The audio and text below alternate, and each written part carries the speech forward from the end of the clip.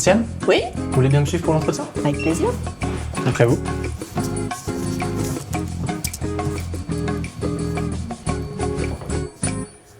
Bonjour. Bonjour, enchanté. Enchantée.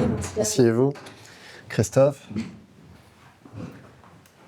Bonjour Vinciane, Bonjour. merci de votre présence aujourd'hui. Comme vous le savez, on vous l'avait dit au téléphone, on est en train de construire une équipe RH pour un de nos clients qui a des gros enjeux, notamment sur la mobilité interne. Et comme vous êtes connu sur ce sujet-là, pour avoir su le structurer et l'accompagner, on aimerait en savoir plus aujourd'hui. Ça marche, très bien.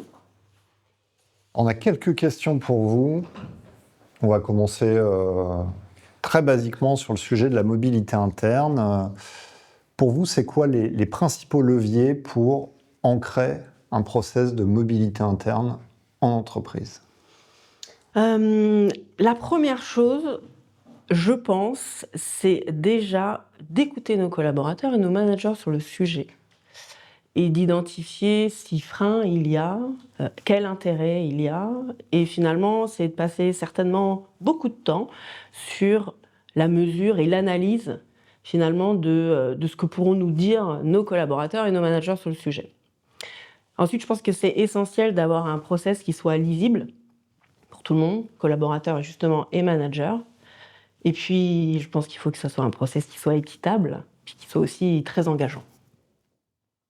Process équitable et engageant. Et ce processus, du coup, comment aujourd'hui, alors dans votre expérience actuelle ou par le passé, comment vous l'avez équipé? Comment d'outils, de procédures, qu'est-ce que vous avez mis en place? Comment il est modélisé globalement?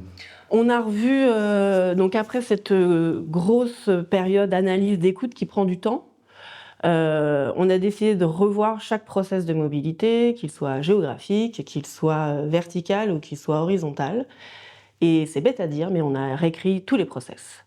Et on a simplifié tous ces process et on a communiqué tous ces process. C'était vraiment déjà la première chose, le basique, pour permettre finalement à chacun des collaborateurs de comprendre simplement quelles étaient les choses à faire pour lever la main quand on avait envie de bouger, de lieu de travail, quand on veut changer de direction ou quand on veut évoluer verticalement. Concrètement, qu'est-ce que je fais, vers qui je vais et à qui je le dis et qu'est-ce qui va se passer. Ça doit être hyper simple. Et c'est aussi la même chose pour nos managers. Finalement, quand j'ai un collaborateur qui vient en face de moi et qui va finalement changer de métier dans une autre région, d'autres métiers dans une direction pour faire une horizontalité ou verticale, qu'est-ce que je fais? Qu'est-ce qui se passe et comment je l'accompagne finalement vers ce dispositif? Donc ça, c'était extrêmement clair. Puis ensuite, nous, on avait remarqué qu'il y avait quelques petites choses à rajouter, dont accompagner finalement les managers à accompagner leurs collaborateurs. Ça, c'était hyper important.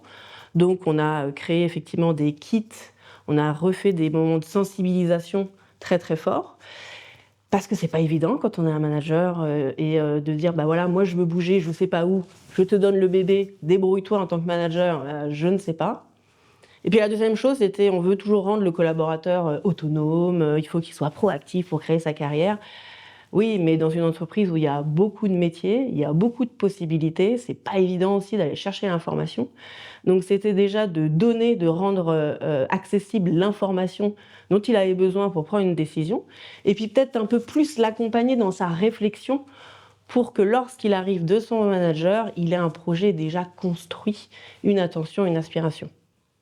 Du coup, vous dites qu'il sache quoi faire quand il a ce désir de mobilité. Ouais. Et par exemple, dans le concret, aujourd'hui, un collaborateur chez vous a un désir de mobilité, il fait quoi? Il y a plusieurs temps. Il y a plusieurs temps et puis il y a plusieurs moyens d'exprimer. On va prendre un exemple très concret. Demain, vous souhaitez changer. Ouais. Vous faites quoi?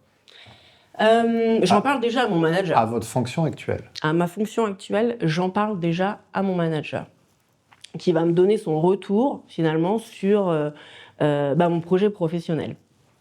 Je pense qu'effectivement, tu as la capacité de le faire, tu devrais peut-être continuer à travailler ça.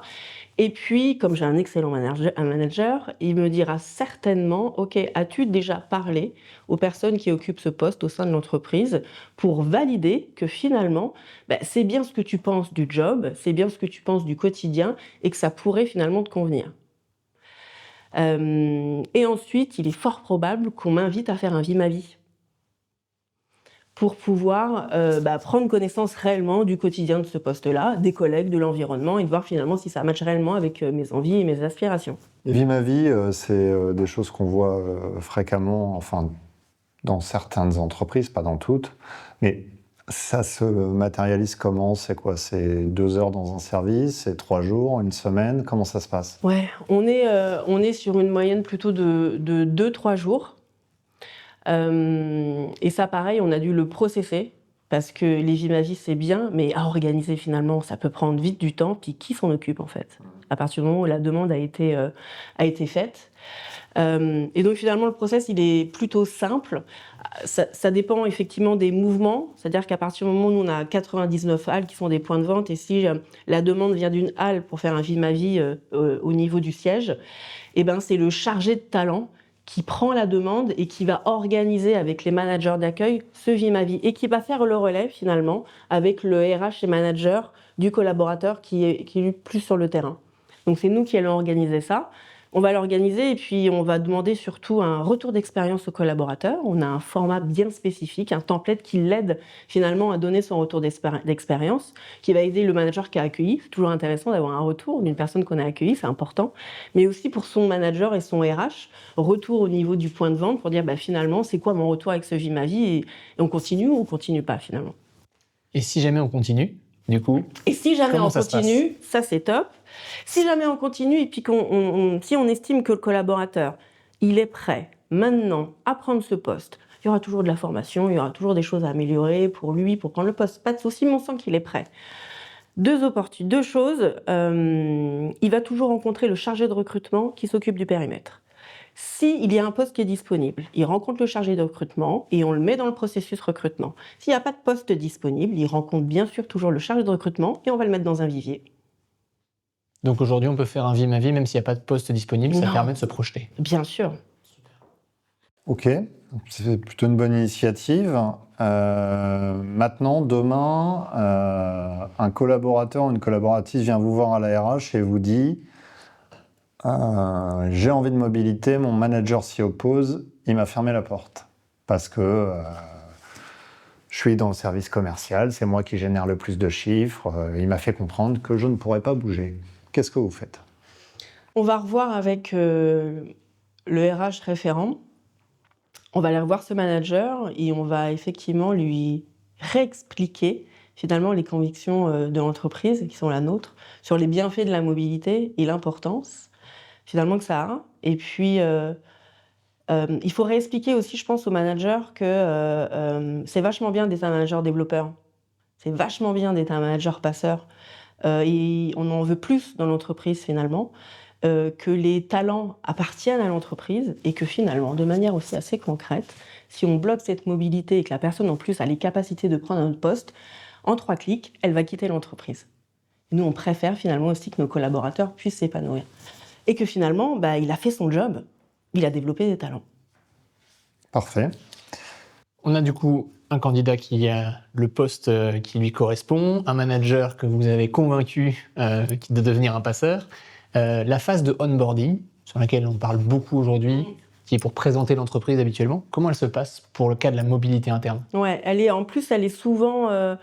comme c'est de la mobilité interne, on a tendance peut-être à pas passer assez de temps, pas la prendre assez au sérieux, si je puis dire, par rapport à un candidat qui serait externe, alors que c'est un moment hyper important. L'objectif sur ce collaborateur qui va changer de service, finalement, c'est qu'il soit en situation de succès. Donc, il va avoir un point aussi avec le RH au moment de cette prise de poste. Le chargé de recrutement aussi, comme il le ferait pour un candidat externe, va revenir vers lui à un moment donné pour savoir si tout se passe bien.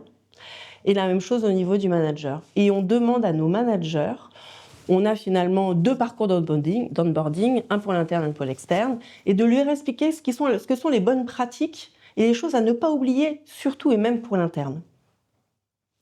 On n'a pas parlé assez, je trouve, de la partie outils d'un point de vue strictement SIRH, parce que là, on parle quand même d'un contexte assez important. Il y a beaucoup de métiers, beaucoup de salariés. Comment on s'équipe, de quoi on a besoin? Parce qu'on a dit tout à l'heure, effectivement, le collaborateur ne connaît pas tous les métiers de l'entreprise.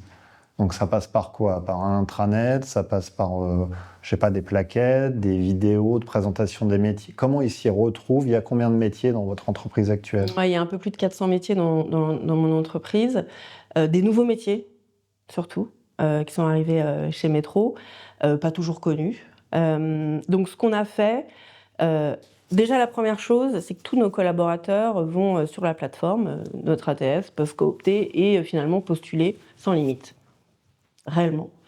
Peu importe le nombre d'ancienneté dans l'entreprise, tout le monde y a accès, tout le monde peut déposer sa candidature.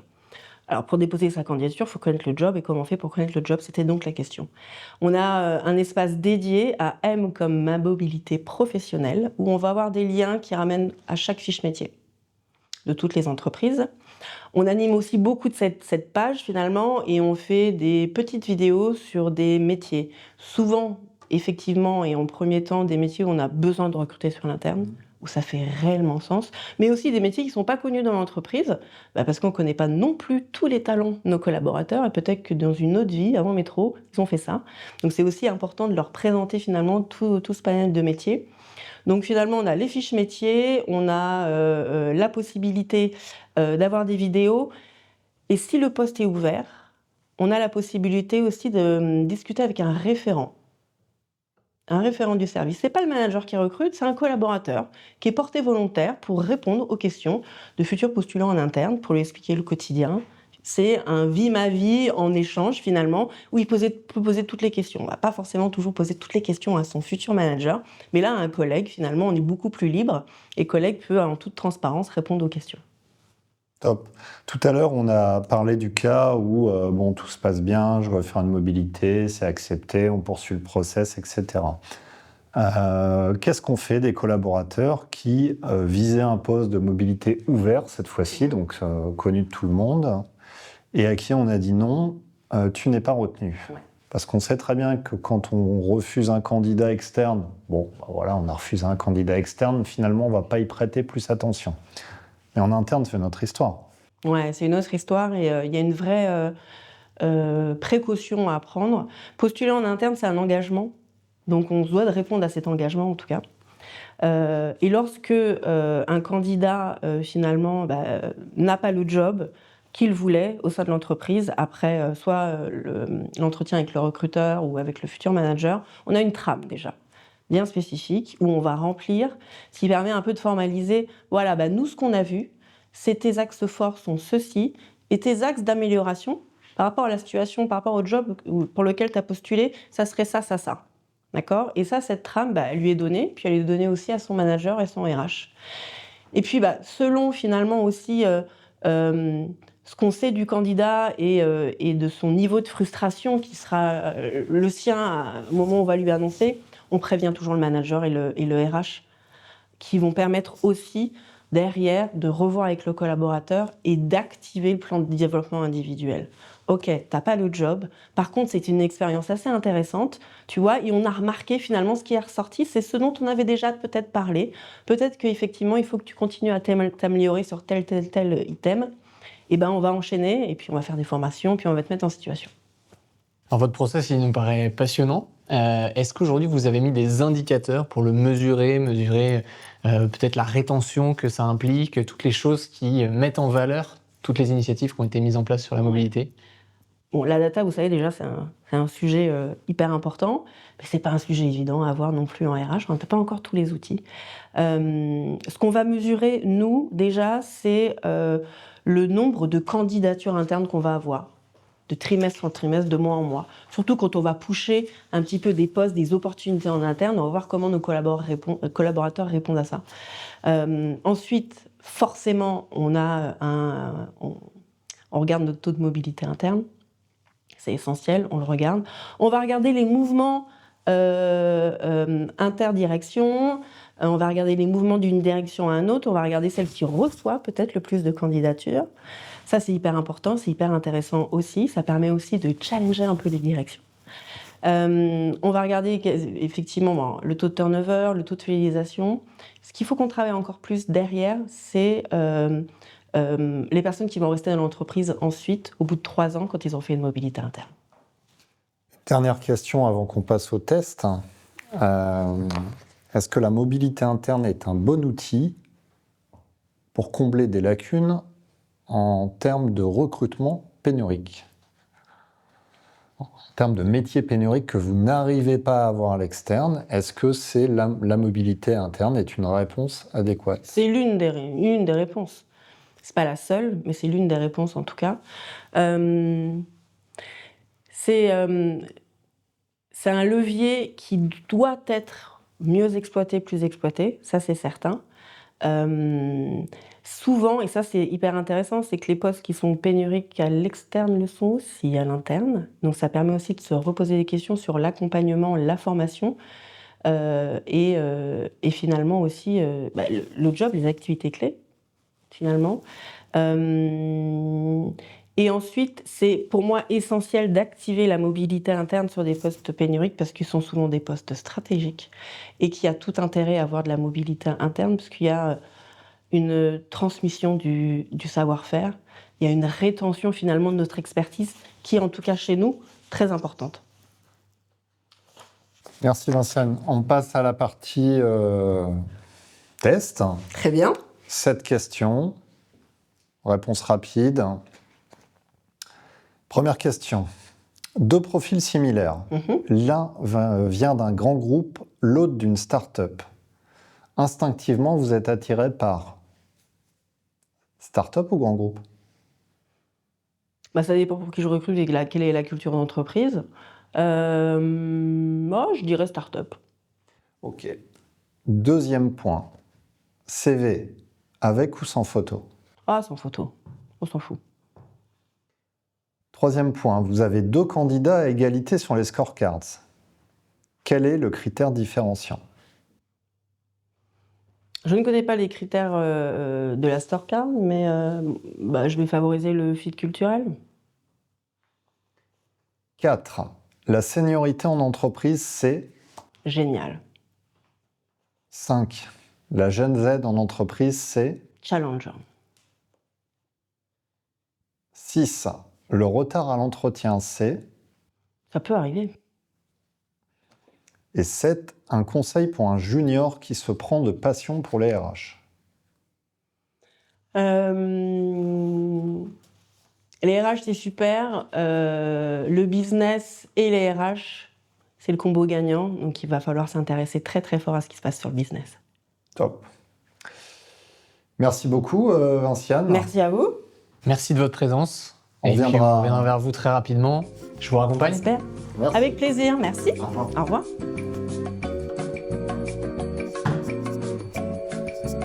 Ça va, ça s'est bien passé? Pas très sympa. Ah, messagerie. Oui, bonjour Vinciane, c'est Guilain. Je vous appelle suite à l'entretien qu'on a eu ensemble pour le poste pour vous annoncer une bonne nouvelle, c'est que votre profil a été retenu. Voilà, on a beaucoup aimé ce qu'on a entendu sur votre capacité à mettre en place tout un processus de mobilité interne et on croit vraiment que vos compétences seront clés pour nous. Donc rappelez-moi vite pour les prochaines étapes.